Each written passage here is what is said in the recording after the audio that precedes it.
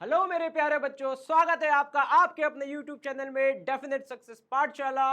मैं हूं आपका mathematics mentor Pushpak Savaliya sir, और आज फिर हम लेके आ गए हैं आपके लिए क्वाड्रेटिक इक्वेशन चैप्टर के वर्ड प्रॉब्लम्स। बहुत ही इंपॉर्टेंट टॉपिक है आज का।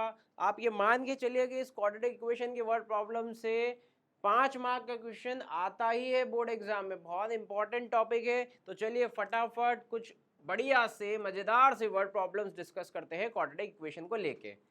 चालू करते हैं। पहला question, a cottage industry produces a certain number of toys in the day. The cost of production of each toy was found to be 55 minus the number of toys produced in a day. On a particular day, the total cost of production was rupees 750. We would like to find out the number of toys produced on that day. तो बच्चों जो हमको ढूंढना है, भाई ज्यादातर क्या बच्चा कंफ्यूज हो जाता था कि सर अज्यूम क्या करे, एक्स वाई क्या ले। तो यहाँ पर जो हमको ढूंढना है, सबसे पहले बस उसी लाइन को पकड़ते हैं, find out the number of toys produce on that day. तो यही अज्यूम करेंगे, number of toys produced on a day, इसको ले लेते हैं एक्स ट्वाइस। ओके, अब देखते हैं भाई, a cottage industry produces a certain number of toys in a day. ठीक है, कॉटेज इंडस्ट्री जो है एक्स टॉयज प्रोड्यूस करती है। The cost of production of each toy, cost of production of each toy कितना है, was found to be 55 minus the number of toys produced in a day. 55 minus the number of toys produced in a day कितने x, तो 55 minus x. On a particular day, the total cost of production was rupees 750. Total cost of production on a day is equals to 750 rupees. We would like to find out the number of toys produced on that day. मतलब हमको number of toys produce निकालना है, that means x ढूंढना है। ठीक है बच्चों, तो देखो बहुत सरल तरीके से इस इक्वेशन को जनरेट करने की कोशिश करते हैं। जैसे हमको यहाँ पे बस ये कहा गया है कि भाई एक चॉकलेट इतने रुपए की है और एक दिन में एक्स चॉकलेट बनाते हैं, है ना। Number of toys produce on a day, तो भाई एक दिन में टोटल एक्स चॉकलेट्स जो है, या एक्स टॉयज जो है, टॉयज को लेके ही चलते हैं अपन, चॉकलेट को एक एग्जांपल दे रहा था मैं। तो टोटल कॉस्ट ऑफ प्रोडक्शन कितना हो जाएगा, तो सिंपल है, हमने बोला कि भाई एक चॉकलेट एक्स रुपीज़ की है, तो 15 चॉकलेट कितने की होगी, तो 15 इंटू एक्स। एक चॉकलेट एक्स रुपीज़ की है, 15 चॉकलेट कितने की होगी, 15 इंटू एक्स। तो यहाँ पे आप देखिए कि cost of production of each toy, भाई हर टॉय को प्रोड्यूस करने के लिए कितने रुपए लग रहे हैं, 55 माइनस एक्स लग रहे हैं। और टोटल टॉयज जो है एक दिन में कितने टॉयज प्रोड्यूस हो रहे हैं, एक्स। तो टोटल कॉस्ट ऑफ प्रोडक्शन कितना हो जाएगा, जितने टॉय टोटल टॉय प्रोड्यूस हुए इनटू एक टॉय बनाने के लिए कितने रुपए लगे, इन दोनों का मल्टीप्लाई। ठीक है, तो ये हो गया हमारा टोटल कॉस्ट ऑफ प्रोडक्शन। तो चलिए, टोटल कॉस्ट जो हो गया वो हो गया कि पहले तो एक टॉय कितने का है, 55 माइनस एक्स का, और टोटल कितने टॉय बनाए हमने एक दिन में, एक्स। ये हो गया टोटल कॉस्ट ऑफ प्रोडक्शन। और यही कॉस्ट अकॉर्डिंग टू क्वेश्चन, यही टोटल कॉस्ट ऑफ प्रोडक्शन कितना दिया है, इक्वल टू 750 रुपीज, ये दिया हुआ है। क्या बात क्लियर हो गई। चलिए भाई, यहाँ पे इसको सॉल्व करा जाए, 55 into x minus x square is equals to 750, आगे 0 equals to x square minus 55x plus 750, ये बन गई है क्वाड्रेटिक इक्वेशन। इसको सॉल्व करा जाए, चलिए 750 55 बनाना है, कैसे बनाए, 750 के फैक्टर्स देख लेते हैं, यहाँ पर फैक्टराइजेशन कर लेते हैं। तो 2 3 ज़ा 2 7 ज़ा 2 5 ज़ा 5 5 7 ज़ा 35 25 5 5 25 5 1 ज़ा 25, 5 5 ज़ा 5 3 ज़ा और 3 1 ज़ा। चलिए बच्चों, भाई मिडिल टर्म स्प्लिट करना है हमारे पास जो है यहाँ पे नंबर्स अवेलेबल 2 5 5 5 3। कैसे 55 बनाया, तो यहाँ पे सोचिए कैसे बना सकते हैं। 5 3 ज़ा 15, 2 ज़ा 30, 5 5 ज़ा 25, 30 और 25 बन सकता है भाई, ये हो गया। तो आप देखिए 5 इंटू 3 15 और 5 इंटू 5 इंटू 2, तो ये हो जाएगा 25 और 25 इंटू 2 50। नहीं ऐसा नहीं होगा, और कुछ सोचे। 5 5 से 25, 5 से 15, 2 सा 30, ठीक है ये सही है भाई। तो बच्चों देखिए हमने कैसे बनाया है, ये 2 5 2 ज़ा 10, ओके, और 10 इंटू 3 30 और 5 5 ज़ा 25। तो 30 और 25 हमने फिक्स कर लिया है, इससे हम स्प्लिट कर देते हैं 30 और 25 को लेके। चलिए न्यू स्लाइड पे हमारी क्वाड्रेटिक इक्वेशन लिख देते हैं। क्वाड्रेटिक इक्वेशन है 0 equals to x square minus 55x plus 750। अब बच्चों हमने यहाँ पे क्या डिसाइड करा था कि मिडिल टर्म स्प्लिट करेंगे, तो 55 को कैसे स्प्लिट करेंगे, 30 और 25 में स्प्लिट करना है हमें यहाँ पर। तो 0 equals to x square minus 30x minus 25x plus 750 split कर दिया। x कॉमन लिया, x माइनस 30 माइनस 25 कॉमन लिया, x माइनस 30। फैक्टराइजेशन कर रहे हैं, दो फैक्टर ढूंढ रहे हैं यहाँ पर। 0 इक्वल्स टू x माइनस 30 और x माइनस 25। चलो तो एक x की वैल्यू यहाँ से क्या निकल के आ रही है, 30 आ रही है, और नेक्स्ट x की वैल्यू आ रही है 25। तो यहाँ पर हमारे पास दो आंसर है 30 और 25। भाई जब भी ऐसी स्थिति आ जाए तो एक बार चेक कर लो क्या दोनों आंसर वैलिड है, क्या दोनों से सेटिस्फाई हो जाएगा हमारी कंडीशन। तो यहाँ पर कहा है कि cost of production of each toy was to be 55 minus the number of toys. ठीक है, अगर मैं x 25 भी ले रहा हूँ या x 30 भी ले रहा हूँ, 55 माइनस x जो ये तो पॉजिटिव आ रहा है, मतलब ये दोनों आंसर सेटिस्फाई करेंगे। तो बच्चों यहाँ पर number of toys produce on that day, इधर 30 इधर 25, या तो 30 और 25। आप एक स्टेटमेंट लिख देना कि number of toys produced on a day is, अब यहाँ पर बेटा ईदर लगाना है ना, दो आंसर है, एंड मत लगा देना, ईदर 30 और 25, क्योंकि दोनों ही कंडीशन को सेटिस्फाई कर रहे हैं, 30 और 25। चलिए आगे बढ़े। आई होप ये क्वेश्चन आपको समझ में आ गया होगा बढ़िया अच्छे से। आगे बढ़ते हैं, देखते हैं क्या है हमारे लिए नेक्स्ट क्वेश्चन में। The area of a rectangular plot is 528 metre square. ठीक है, तो अकॉर्डिंग टू क्वेश्चन बस यहाँ पे क्लियर दिख रहा है हमें कि लेंथ और ब्रेथ की बात हो रही है। एरिया ऑफ रेक्टेंगुलर प्लॉट है 528 मीटर स्क्वायर।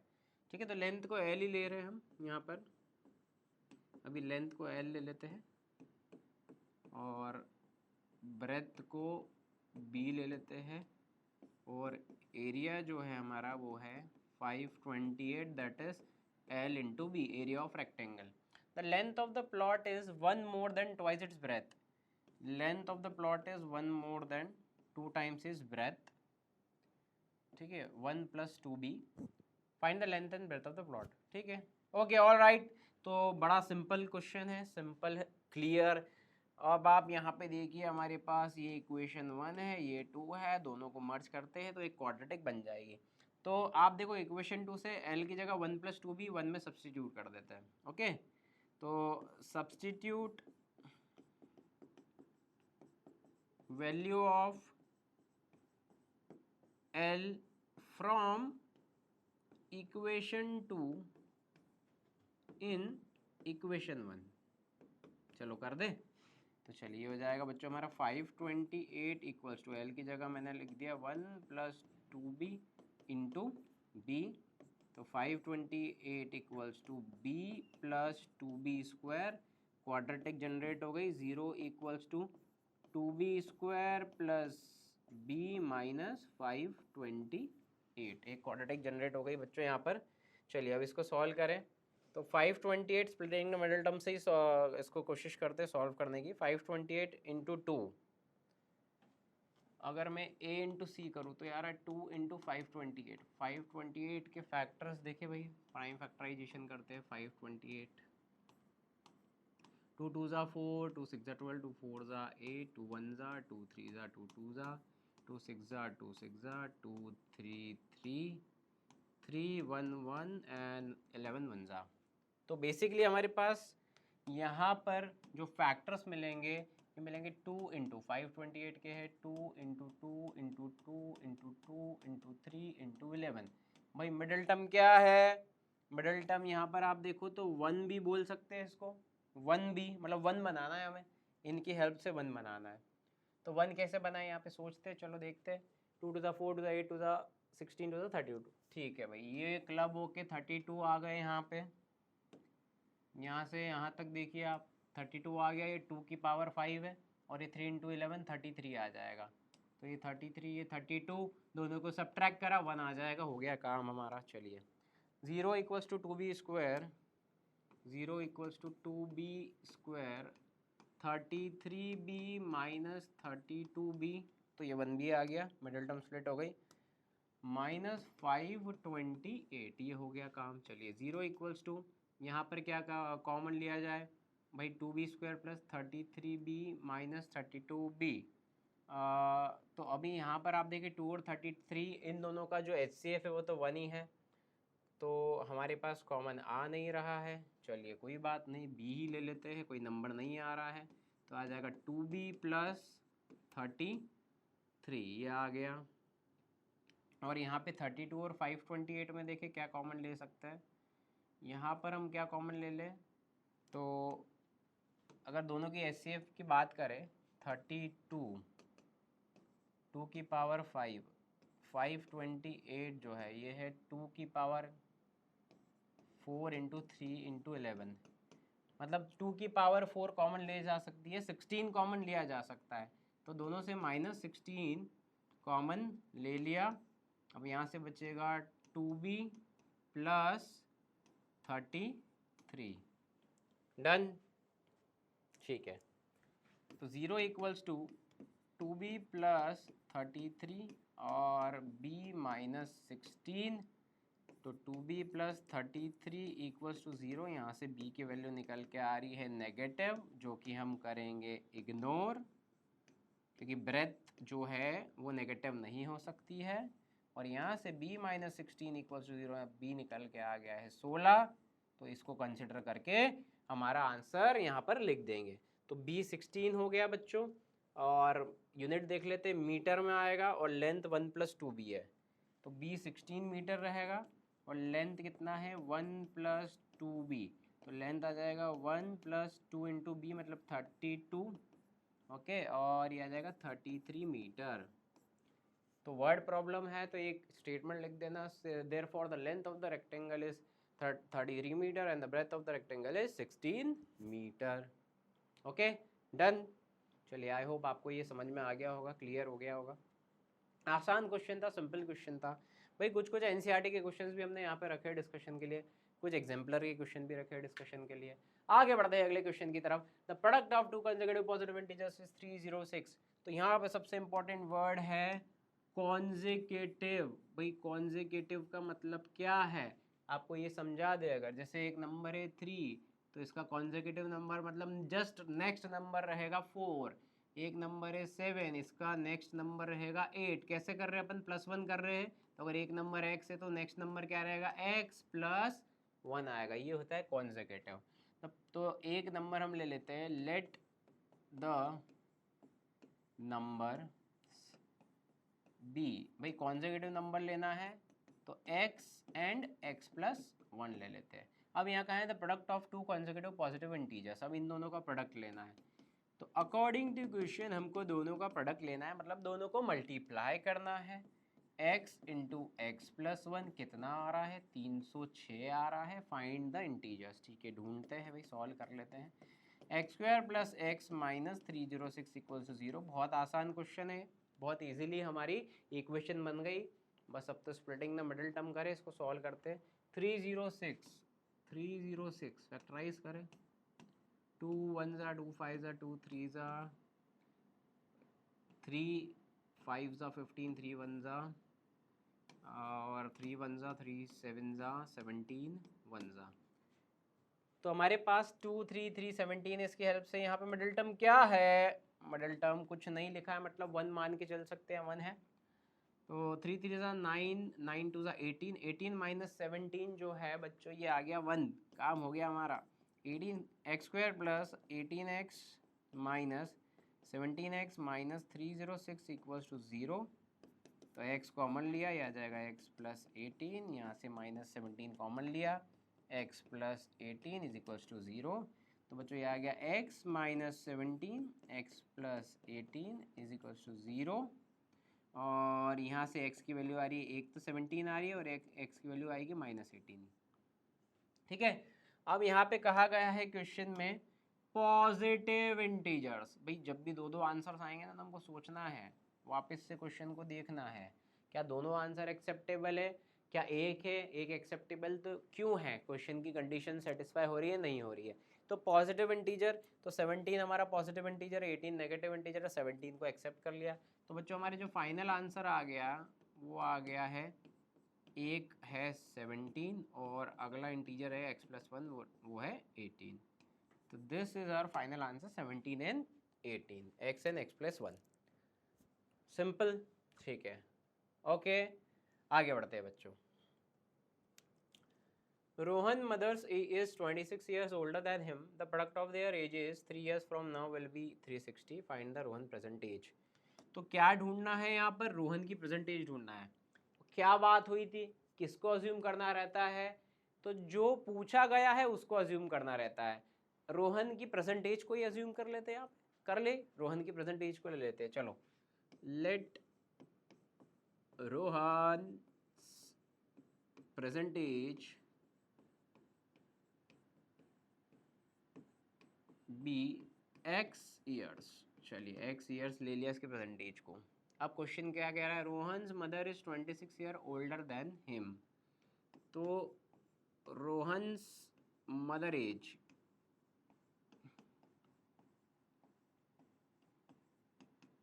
कितनी हो जाएगी, x प्लस 26। भाई 26 ईयर 26 साल बड़ी है, तो x प्लस 26 कर दिया रोहन की मदर की एज को। The product of their ages 3 years from now. अब कहाँ है क्वेश्चन ने, according to question 3 years from now, ये सिचुएशन आ गई है। आज से 3 साल बाद, 3 साल आगे, तो रोहन की एज कितनी होगी आज से 3 साल बाद। भाई अभी रोहन x ईयर्स का है, तो 3 साल बाद x प्लस 3 का हो जाएगा। और रोहन की मदर की एज कितनी होगी, रोहन्स मदर, उनकी एज अभी x प्लस 26 से 3 साल बाद हो जाएगा x प्लस 26 प्लस 3 मतलब 29। ये बात क्लियर हो गई बच्चों। 3 साल बाद क्या हुआ वो बाद में समझेंगे, लेकिन 3 साल बाद दोनों 3 साल बड़े हो जाएंगे। तो पहले तो हमने दोनों को 3 साल बड़ा कर दिया। अब हुआ क्या, the product of their ages 3 years from now will be 360। Product of their ages, इन दोनों एज का प्रोडक्ट कितना रहेगा, 360। तो चलिए फिर से क्वेश्चन हमारा कह रहा है, अकॉर्डिंग टू क्वेश्चन दोनों की एज का प्रोडक्ट ले लेते हैं। मतलब x प्लस 3 रोहन है, multiply by x plus 29 mother है, और ये प्रोडक्ट कितना बोला है, 360 बोला है। चलिए सॉल्व करें इसको। X square plus 29x plus 3x plus, ये हो गया 29 into 3 87 is equals to 360। X square plus 29 plus 3, दोनों लाइक टर्म में बेटा ऐड हो जाएगी, 32x plus 87 minus 360 is equals to 0। ये कहानी हो गई भाई। एक्स स्क्वायर प्लस 32x, भाई 360 में से 87 को माइनस कर दे, कितना आएगा, पहले तो माइनस में ही आएगा, 10 माइनस 7, यह आ गया 3, और यह आ जाएगा कैरी 15 माइनस 8, यह आ गया 7, 273 इज इक्वल्स टू 0। ये कहानी आ गई बच्चों। चलिए अब स्प्लिटिंग का मिडिल टर्म लगाते हैं 273। पहले देखते हैं फैक्टराइज करके क्या बनाना है हमको, 32 बनाना है। 273 को फैक्टराइज करते हैं, 273 फैक्टराइजेशन,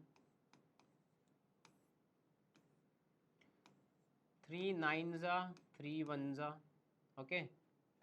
और अब ये जाएगा 7 से, 7 1 ज़ा 7 3 ज़ा 13 1 ज़ा, 7 3 और 13, इसकी हेल्प से बनाना है 32, 7 3 और 13 बच्चों। तो 7 3 ज़ा 21, 21 और 13 कुछ वर्क कर रहा है यहाँ पे, तो नहीं ये नहीं हो रहा है, और कुछ सोचे यहाँ पे। तो 13 3 ज़ा 39 और -7 ये आ गया 32, ये काम कर गया भाई। तो x square plus 39x minus 7x minus 273 equals to 0। ठीक है बच्चों, 39 minus 7 32, x common, x plus 39 minus 7 common, x plus 39 equals to 0।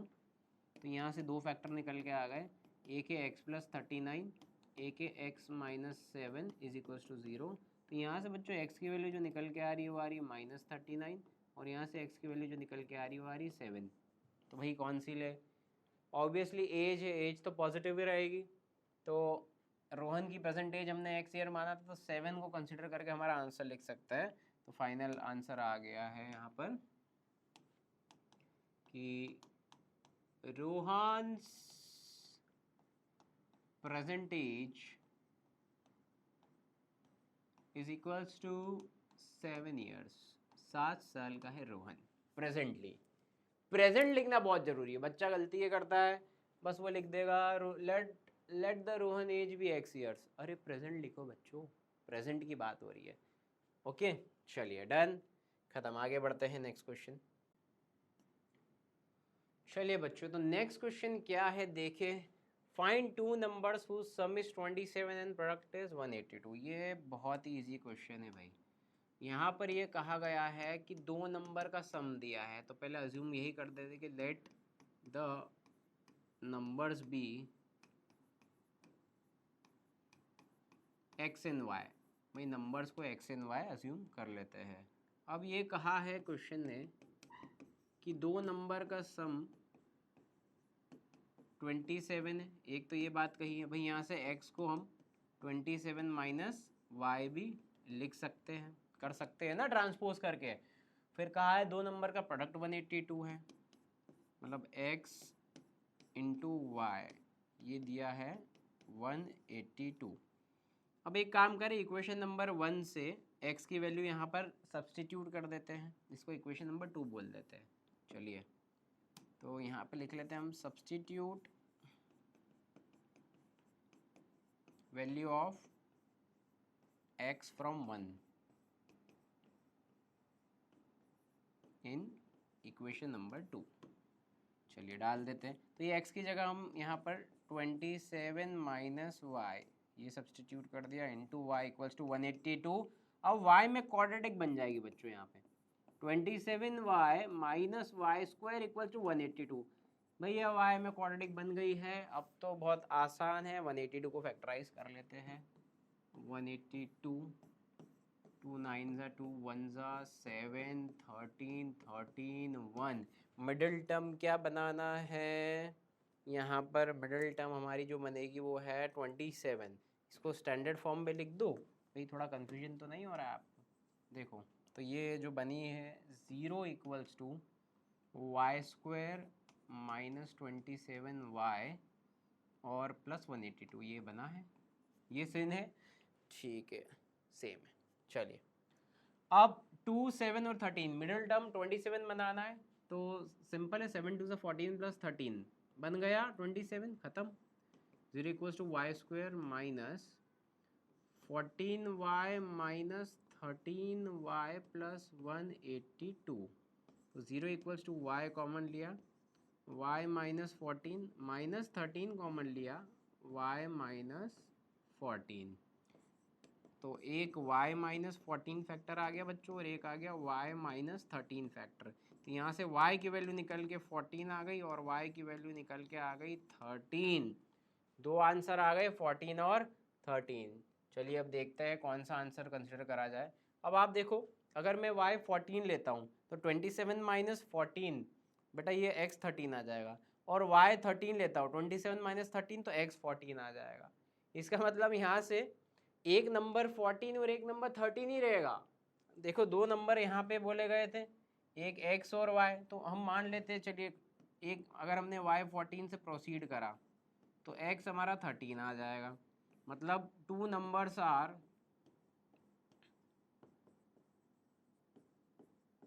13 and 14।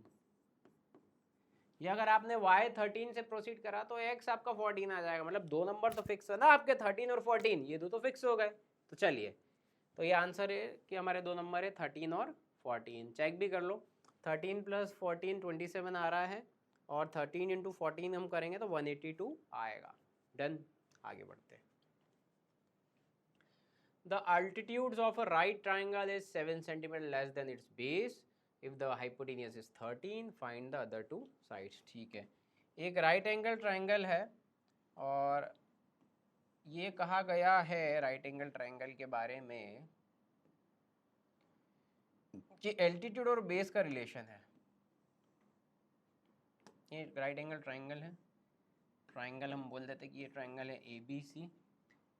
The altitude of right angle triangle, ये ऑल्टीट्यूड मान लेते हैं हम, ओके तो ये ऑल्टीट्यूड ले लेते हैं, is 7 centimetre less than it's base, ये बेस ले लेते हैं। तो अगर बेस x लिया है तो ऑल्टीट्यूड क्या है, 7 सेंटीमीटर कम है बेस से, तो बेस से x से 7 सेंटीमीटर कम है, x माइनस 7, ये हो गया ऑल्टीट्यूड हो गया। Hypotenuse longest side of the right angle triangle या 90 डिग्री एंगल के अपोजिट साइड ये है 13। Find the other two sides, तो हमको ऑल्टीट्यूड और बेस निकालना है, जो कि अभी x के टर्म में, तो हम x निकालेंगे तो ऑल्टीट्यूड बेस आ जाएगा। इसके लिए हम क्या अप्लाई कर सकते हैं, पाइथागोरस थ्योरम। ठीक है, तो हम यहाँ पे अप्लाई कर सकते हैं, apply Pythagoras theorem on triangle ABC। Apply कर देते हैं तो हमें मिलेगा हाइपोटेनियस का स्क्वायर इक्वल्स टू परपेंडिकुलर का स्क्वायर प्लस बेस का स्क्वायर। चलिए ये हो जाएगा 169 equals to x square plus 49 minus 14x plus x square. हो गया बच्चों, सबको RHS में ले जाते हैं, 0 equals to x square like term add हो गई, 2x square minus 14x plus 49 minus 169, 0 equals to standard form में लिख दे 2x स्क्वायर माइनस 14x। भाई दोनों कांस्टेंट है, 169 में से 49 माइनस करा तो ये आ जाएगा कितना, 120 माइनस का 120, 120। ठीक है, अब ये और रिड्यूस करी जा सकती है क्योंकि तीनों टर्म से 2 कॉमन लिया जा सकता है, तो और रिड्यूस कर देते हैं ताकि कैलकुलेशन जो है वो कम हो जाए। चलिए अब ये 2 जो हमने कॉमन लिया ये 0 के नीचे डिवीजन में आ जाएगा तो 0 हो जाएगा। तो finally x square minus 7x minus 60 को हमको सॉल्व करना है। देख लो, इसको सॉल्व करना है। ठीक है, done. Splitting the middle term करें भाई, नेक्स्ट स्लाइड पे लिख देते हैं 0 equal to x square minus 7x minus 60।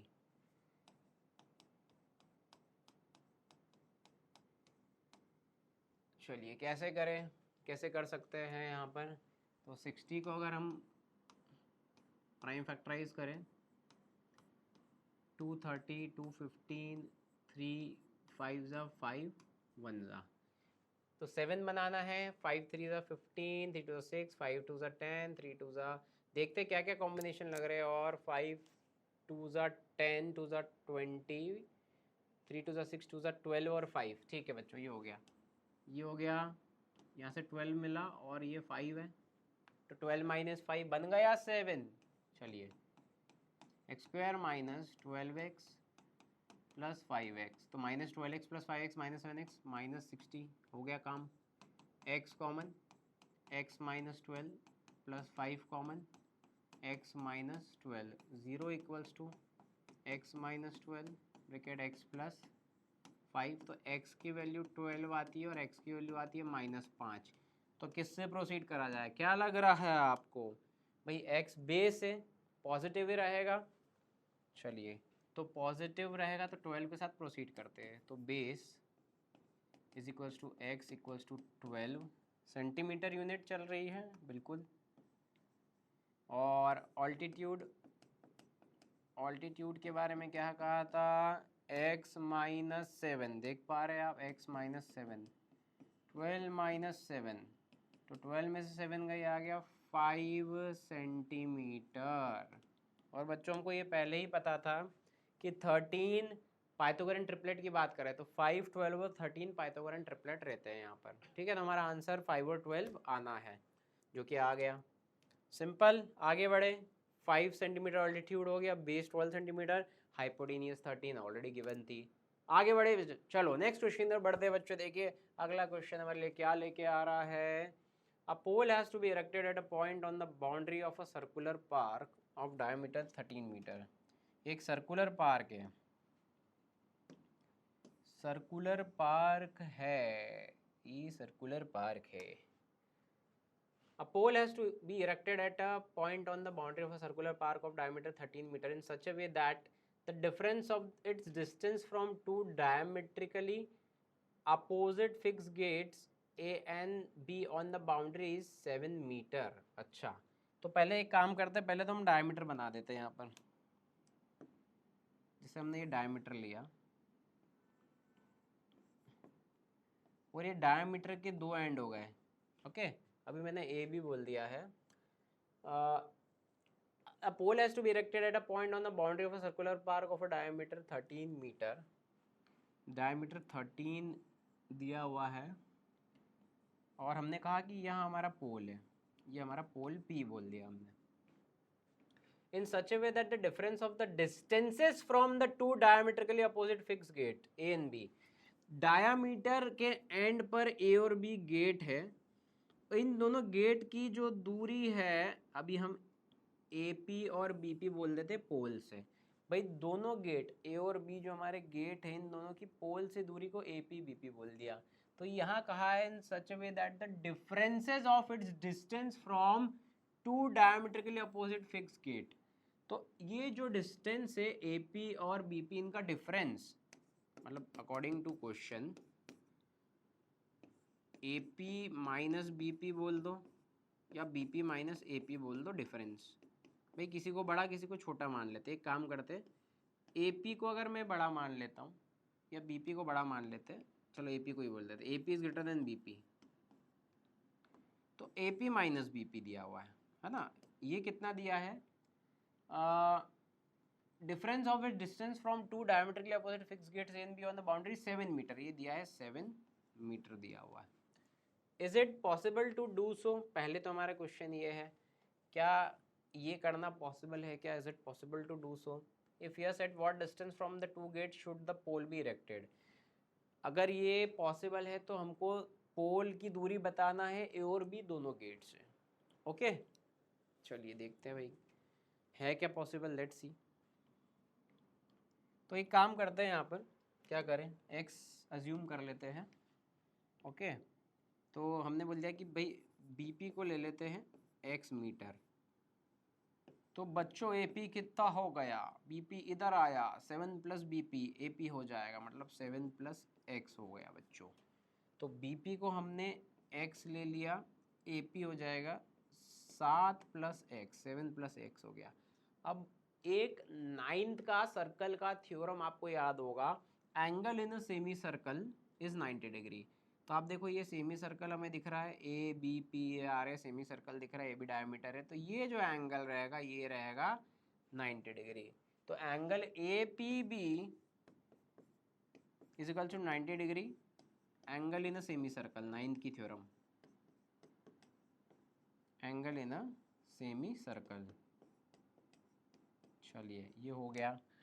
Next अब हमें ये कहा गया है, is it possible to do so, if yes at what distance from two gates should the pole be erected. ठीक है, मतलब एक्स निकालना है तो पाइथागोरस थ्योरम भी लगा दें, यहाँ पाइथागोरस थ्योरम भी लगा सकते हैं ना। ए पी बी पे 90 डिग्री है भाई, राइट एंगल ट्रायंगल आ गया। तो in triangle A P B हम क्या करते हैं, अप्लाई पाइथागोरस थ्योरम, चलिए एपीबी पे अप्लाई करें पाइथागोरस थ्योरम, तो हमें क्या मिल रहा है, ए बी का स्क्वायर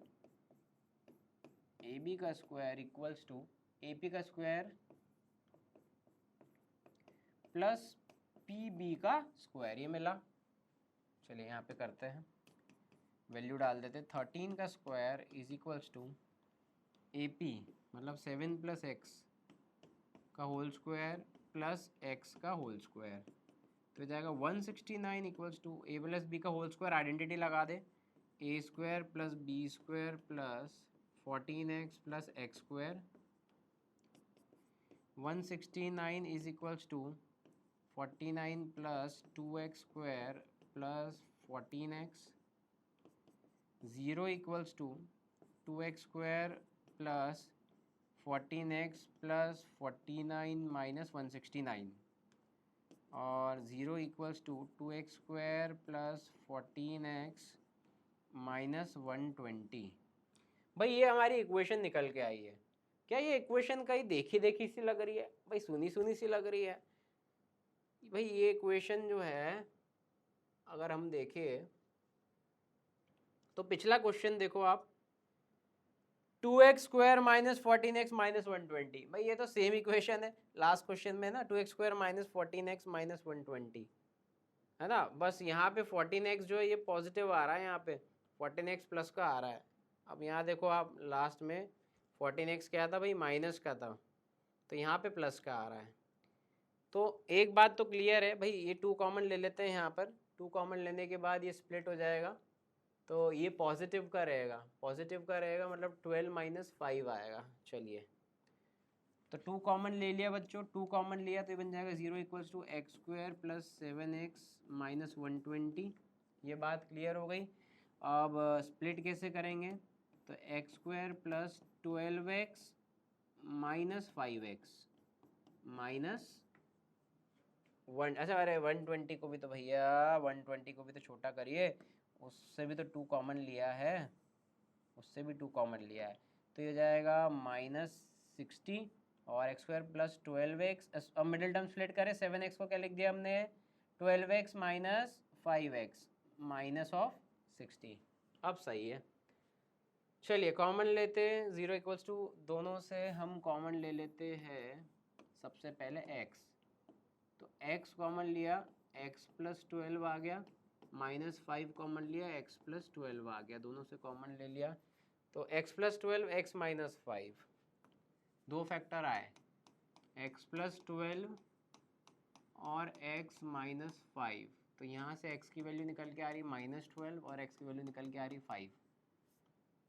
अब भाई नेगेटिव तो लेंगे नहीं, BP जो डिस्टेंस है, कितनी दूरी है, तो नेगेटिव तो रहेगा नहीं, तो x को हम क्या ले लेंगे 5, देयरफॉर x इक्वल्स टू 5, और x क्या है बच्चों, distance of gate B from pole, तो distance of gate B from pole is equals to, unit क्या चल रहा है हमारा, मीटर, चलिए 5 मीटर, ये हो गया। Next distance of gate A from pole है 7 प्लस एक्स, नेक्स्ट है distance of gate A from pole, कितनी दूरी है, 7 प्लस एक्स मतलब 7 प्लस 5 मतलब 12 मीटर, ये हो गई 12 मीटर। तो बच्चों जो हमसे पूछा था कि दोनों की दूरी निकालना है, दोनों गेट की, कहाँ से, पोल से, तो हमने दोनों गेट की दूरी निकाल दी, गेट B जो है वो 5 मीटर की दूरी पे, गेट A जो है वो 12 मीटर की दूरी पे है। ठीक है, बढ़िया क्वेश्चन है, सिंपल है, आसान है। ठीक है, लैंग्वेज थोड़ा सा यहाँ कॉम्प्लिकेशन आ सकता है, तो ध्यान से समझिए, जब आप इक्वेशन बना रहे हो तो इसको आप मल्टीपल टाइम्स रीड करें। वर्ड प्रॉब्लम में ये रहता है कि थोड़ा आप हिंदी में भी कन्वर्ट कर सकते हैं रीड करते करते, जो भी लैंग्वेज, जैसे आपको जो भी लैंग्वेज अच्छी लगती है, जो बेहतर समझ में आती है, उसमें आप कन्वर्ट करके इक्वेशन बना सकते हो। ठीक है, चलिए आगे बढ़ते हैं। Next question, A train travels at a certain average speed for a distance of 63 km and then travels a distance of 72 km at an average speed of 6 km per hour more than its original speed. ठीक है, तो यहाँ पर condition दी है, पहली condition देखते हैं हम क्या है. Train travels at a certain average speed for distance of 63 kilometre. तो डिस्टेंस जो दिया है वो दिया है 63 kilometre. Then travels a distance of 72 km at an average speed of 6 km per hour more than its original speed. ठीक है, clear है. ओके, अब सेकेंड कंडीशन पे पैरेलली लिखते हैं. सेकेंड कंडीशन में डिस्टेंस दिया है 72 किलोमीटर. अब बच्चों एक काम करते हैं भाई, पहली कंडीशन है तो D1 लिख देते हैं, सेकेंड कंडीशन है तो D2 है ना. डिस्टेंस 1 पहली कंडीशन का, distance 2. If it takes 3 hours more to complete the total journey, what its original average speed? तो एवरेज स्पीड जो शुरुआत में है पहली कंडीशन के लिए उसको हम मान लेते हैं और वही पूछा गया है, उसको x मान लेते हैं. ओके, तो ओरिजिनल एवरेज स्पीड को let the original average speed is equals to x kilometre per hour ले लें. ठीक है, क्योंकि डिस्टेंस किलोमीटर में है और यहाँ पर कुछ किलोमीटर पर आवर की बात ऑलरेडी करी गई है, किलोमीटर पर आवर ले लेते हैं. भाई बहुत इंपॉर्टेंट क्वेश्चन है बच्चों, ये भी 5 नंबर में आता है. देखो बहुत इंपॉर्टेंट क्वेश्चन है. तो पहली कंडीशन की जो स्पीड है S1 मैंने ले लिया x किलोमीटर पर आवर, क्योंकि पहली कंडीशन की ओरिजिनल स्पीड है हमारी. ठीक है, certain average speed for distance 60 kilometre पर kilometer and then travels a distance of 72 kilometer at an average speed of 6 kilometer per hour more than its original speed. तो यहाँ पर जो स्पीड है वो 6 किलोमीटर पर आवर ज़्यादा है original speed से, तो ये हो जाएगी 6 plus x kilometre per hour. चलिए, if it takes 3 hours to complete the total journey, what is its original speed? अगर टोटल जर्नी कंप्लीट करने में 3 hours लग रहे हैं तो what is its original speed. ठीक है, अब टोटल जर्नी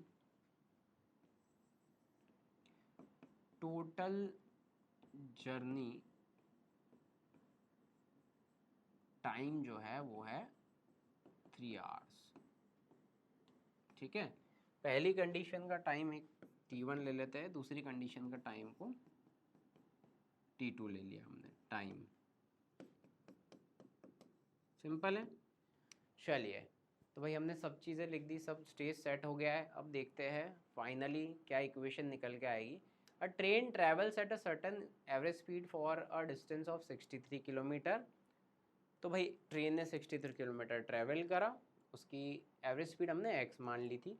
देन ट्रैवल से फिर वापस वो ट्रेन ने ट्रैवल करा 72 किलोमीटर और अब जो स्पीड है वो x प्लस 6 रहेगी.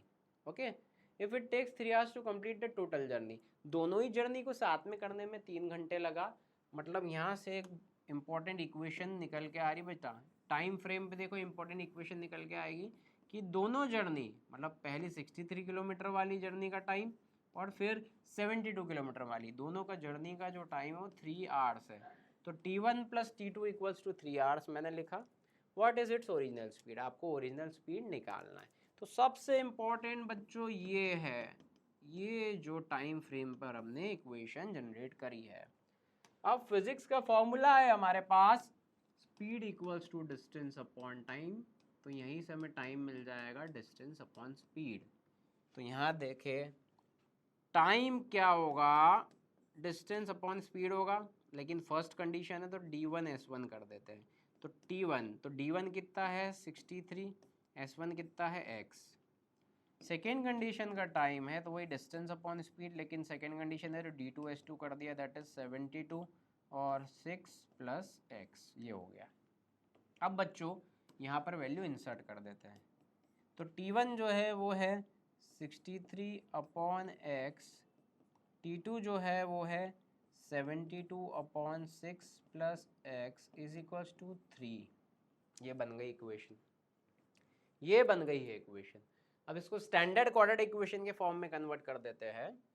तो 63 by x 72 upon 6 plus x plus 72 upon 6 plus x is equals to 3. ये है. चलिए ओके, कैसे सॉल्व करेंगे बच्चों, ऐसा अपन ने पहले भी डील करा है। 6 प्लस एक्स इंटू एक्स, दोनों डिनोमिनेटर को मल्टीप्लाई करा, ये एलसीएम हो गया हमारा।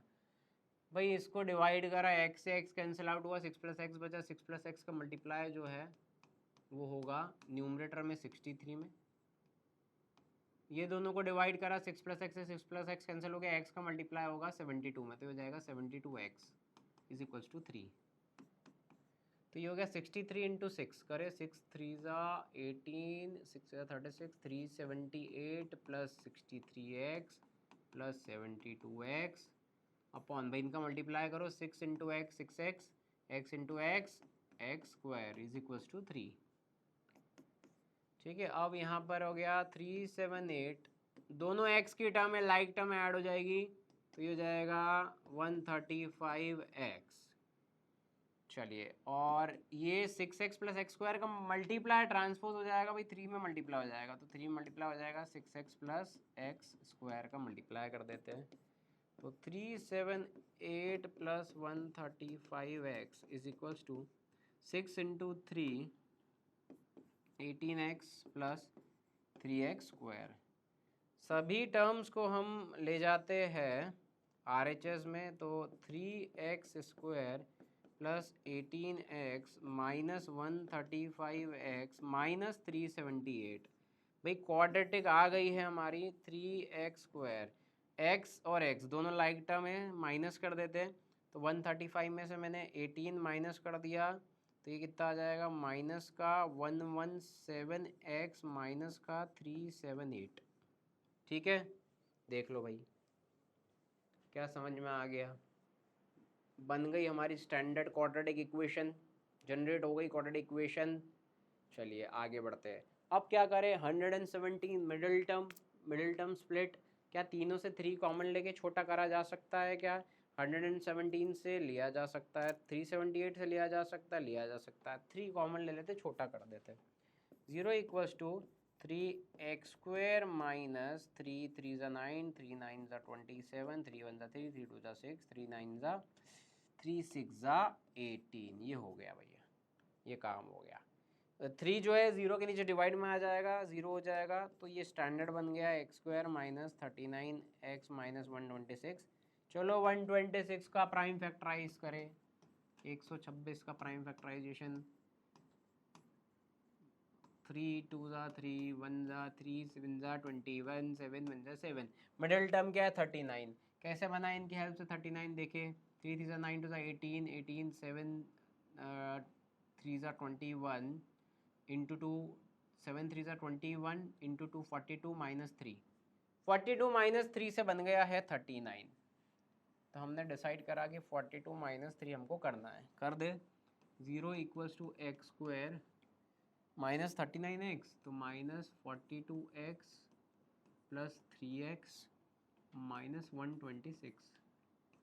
चलिए x कॉमन ले लेते, x माइनस 42 आ गया, प्लस 3 कॉमन लिया, x माइनस 42 आ गया। तो यहाँ से बच्चों x माइनस 42 एक फैक्टर, अगला x प्लस 3, तो x की वैल्यू निकल के आ रही है 42 और x की वैल्यू निकल के आ रही है minus 3।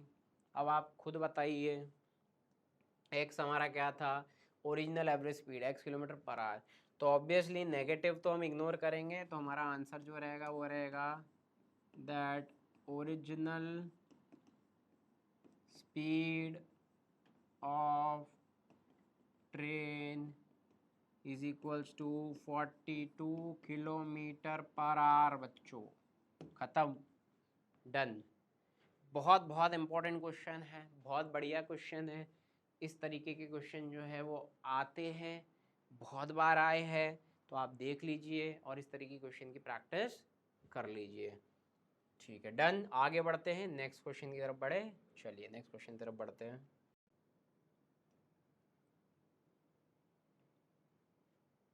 Okay, if Ziba were younger by 5 years than what she really is, then the square of her age would have been 11 more than 5 times her actual age. What is her age now? Okay, तो चलिए जीबा की as की बात कर रहे हैं। तो यहाँ पे एज्यूम कर लेते हैं सबसे पहले, let the age of Zeba now, ठीक है, प्रेजेंट में, let the present age of Zeba is equals to x years। Done. Question क्या कह रहा है, if Zeba were younger by 5 years, अगर ज़ीबा जो है यंगर बाय 5 years मतलब 5 साल छोटी, तो अकॉर्डिंग टू क्वेश्चन ज़ीबा की जो एज होगी अगर वो रहती है यंगर बाय 5 years 5 साल छोटी मतलब x minus 5, then what she really is, if Ziva was younger 5 years then what she really is, ठीक है, she was really x years, अगर इससे 5 साल छोटी होती है, then the square of her age मतलब ज़ीबा की एज का स्क्वायर, तो x माइनस 5 है अभी इसका square, then the square of her age would have been 11 more than 5 times her actual age। तो एक्चुअल एज हमने x ईयर्स मानी थी, वही प्रेजेंट एज थी, 11 more than 5 times her actual age, what is her age now, ठीक है। तो बच्चों ये इक्वेशन बन गई है, अगर ज़ीबा 5 साल छोटी होती यंगर होती तो उसका स्क्वायर जो है वो 11 more than 5 times her actual age जो है हमने यही प्रेजेंट एज मानी थी, एक्चुअल एज। ओके चलिए, x माइनस 5 का होल स्क्वायर, आइडेंटिटी से खोले, A square B square minus 2ab 11 plus 5x, x square सबको LHS में लेके आइए, तो minus 11 minus 5x equals to 0 हो गया, और ये हो जाएगा बच्चों x square minus 10x minus 5x, तो माइनस का 15x, 25 माइनस 11, 25 में से 11 गया, ये आ गया 14 इज इक्वल्स टू 0, ये हो गया बच्चों। अब देखिए यहाँ पर क्या करें भाई, 14 है, मिडिल टर्म 15 है, तो 14 को 14 इंटू 1 भी लिख सकते हैं, तो माइनस 14 माइनस 1x, ये माइनस 15 बन जाएगा, तो जाएगा x square minus 14x minus 1x plus 14 is equals to 0। क्या करा आप समझ गए ना, अरे 15 बनाना था, 14 से बड़ा नंबर है ना, तो 14 को 14 इंटू 1 भी लिखा जा सकता है, तो 14 और 1 को ऐड करेंगे तो 15 बन जाएगा, वही करा हमने, लेकिन माइनस 15 था तो माइनस 14 माइनस 1x हो गया। चलिए डन, x कॉमन लिया, x माइनस 14 माइनस 1 कॉमन लिया, x minus 14 is equal to 0, तो x माइनस 1 और x minus 14 is equal to 0 आ गया, यहाँ से x की वैल्यू 1 आएगी, यहाँ से x की वैल्यू 14 आएगी। अब चेक करें भाई कौन सी वैलिड है, क्वेश्चन में ये भी कहा है कि ज़ीबा वर यंगर बाय 5 years, अब भाई x इक्वल टू 1 रहेगा, तो 5 साल पहले तो आ ही नहीं सकती, अगर यहाँ 1 कोई 1 साल का, और मैंने 1 साल के बच्चे के लिए कह दिया है कि she is younger by 5 years, तो 1 साल का बच्चे को 5 साल छोटा कैसे करूँ मैं, हाँ, लेकिन 14 ईयर्स के बच्चा जो है वो 5 साल छोटा हो सकता है, अगर ये 5 साल यंग रहेगी तो 14 की जगह उसकी एज हो जाएगी 9, तो हम इसलिए 14 कंसिडर कर रहे हैं, 1 को इग्नोर कर रहे हैं। बहुत इंपॉर्टेंट बात है, जैसे मैंने हर बार कहा है कि क्वाड्रेटिक में 2 आंसर एक्सपेक्ट करते हो सकता है दोनों ही सही हो सकता है एक सही हो एक गलत हो, तो ये आपको देखना है क्वेश्चन और वहाँ से डिसाइड करना है कि भाई कौन सा सही कौन सा गलत है। चलिए x इक्वल टू 14 लेके प्रोसीड करते, तो आंसर आ गया हमारा कि ज़ीबा की एज नाउ इज 14 ईयर्स, या प्रेजेंट एज कह दे 14 ईयर्स। ठीक है बच्चों, ऑल राइट, आई होप ये समझ में आया होगा, बढ़िया क्वेश्चन है, डन, ठीक है। चलो ये वैरायटी भी डन हुई, तो इसी के साथ हमने बहुत सारे क्वाड्रेटिक इक्वेशन के वर्ड प्रॉब्लम कवर करे और आई होप आपको समझ में आए होंगे। हमने ऑलमोस्ट हर वैरायटी के वर्ड प्रॉब्लम कवर करने की कोशिश यहाँ पर करी है। ओके, अगर आपको ये लेक्चर अच्छा लगा है, आपको समझ में आया है, तो इस लेक्चर को और ज़्यादा से ज़्यादा आगे तक शेयर करिए, अपने दोस्तों के साथ, अपने कजिन्स के साथ शेयर करिए। हमारा चैनल आपने सब्सक्राइब नहीं करा है तो डेफिनेट सक्सेस पाठशाला को सब्सक्राइब करिए। इसी तरह से और वीडियोज़ हम आगे लेके आएंगे। फाइनली हमारे क्वाड्रेटिक इक्वेशन का आखिरी लेक्चर था, क्वाड्रेटिक इक्वेशन अब खत्म हो गया है और हम नेक्स्ट चैप्टर अर्थमेटिक प्रोग्रेशन के साथ जल्दी मिलेंगे। ओके बच्चों, thank you for watching, have a nice day.